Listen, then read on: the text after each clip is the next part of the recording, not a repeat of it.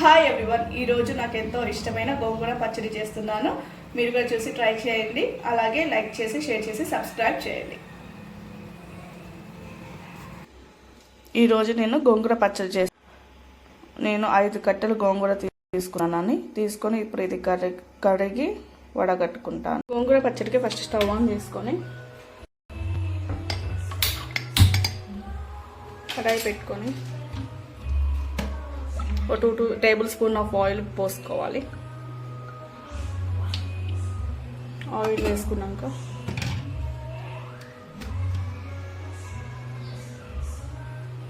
నేను కడిగి పెట్టి ఆరబెట్టుకున్న గోంగూర అండి ఇందులో వేసేస్తున్నా. ఒక 3-4 టైమ్స్ వాష్ చేసుకున్నాను.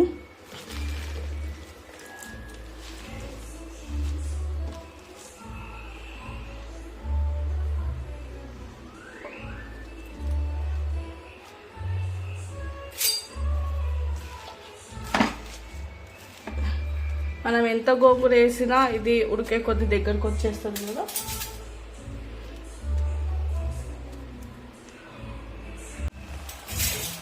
ఇది మొత్తం ఇలానే కలుపుకుంటూ ఉండాలండి. దగ్గరుండి మొత్తం మెత్తబడిపోతుంది. ఇది మొత్తం దగ్గరకు వచ్చేస్తుంది.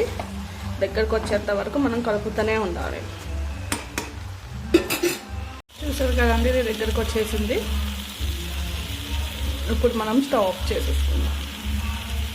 గోంగూర పచ్చడికి ఎండుమిర్చి ఇవన్నీ వేయించుకుంటున్నామండి. కారం స్టవ్ ఆన్ చేసి ప్యాన్ పెట్టుకొని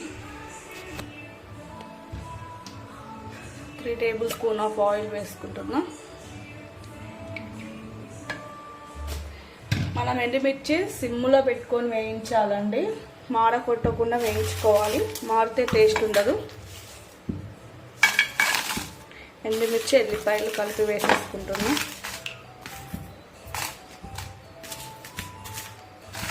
నేను 5 కట్టలు తీసుకున్నానండి గోంగూర. దానికి నేను ఒక 15 ఎండుమిర్చి, ఒక ఎల్లిపాయ గడ్డ ఒకటి వేసుకున్నాను.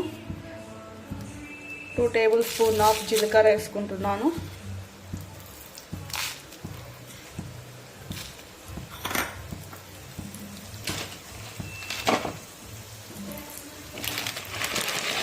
టేబుల్ స్పూన్ ఆఫ్ ధనియాలు వేసుకుంటున్నాను.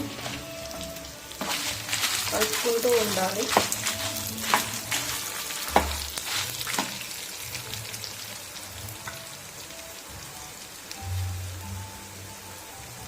కొంచెం మినప్పప్పు, శనగపప్పు కూడా వేసుకున్నాను.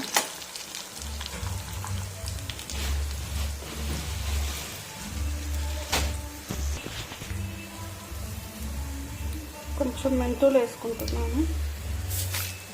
ఒక 1 టేబుల్ స్పూన్ మెంతులు వేసుకుంటున్నాం. ఎక్కువ కూడా వేసుకోవద్దండి, చేదు వస్తుంది.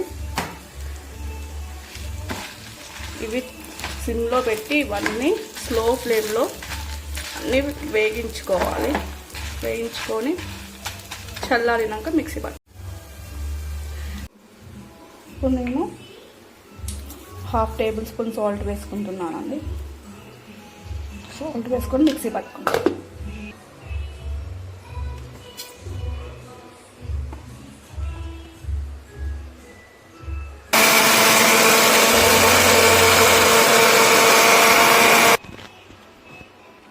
చూసారు కదండి, మంచిగా పౌడర్ అయిపోయింది.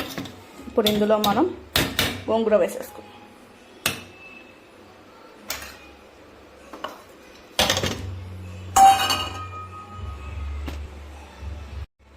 గోంగూర వేసేసుకుందాం. చూసారు కదండి, మన గోంగూర పచ్చడి రెడీ. పచ్చడి మిక్సీ పట్టేసుకొని తాలింపు వేసేసుకున్నాను. పైన మనకి కావాలి అనుకుంటే ఆనియన్స్ కూడా కట్ చేసి వేసుకోవచ్చు. చాలా టేస్ట్గా ఉంటుంది. నేను ఇది ఈరోజు తినను కాబట్టి వేసుకోవట్లేదు. రేపైతే మళ్ళీ నేను వేసుకుంటాను. మీరు కూడా తప్పకుండా ట్రై చేయండి. చాలా టేస్టీగా ఉంటుంది. అలాగే నా ఛానల్ని లైక్ చేసి, షేర్ చేసి, సబ్స్క్రైబ్ చేయండి. కుకింగ్ చేసిన వెంటనే స్టవ్ మొత్తం ఇలా క్లీన్గా నీట్గా చేసుకుంటే ఎంత బాగుంటుందో కదా.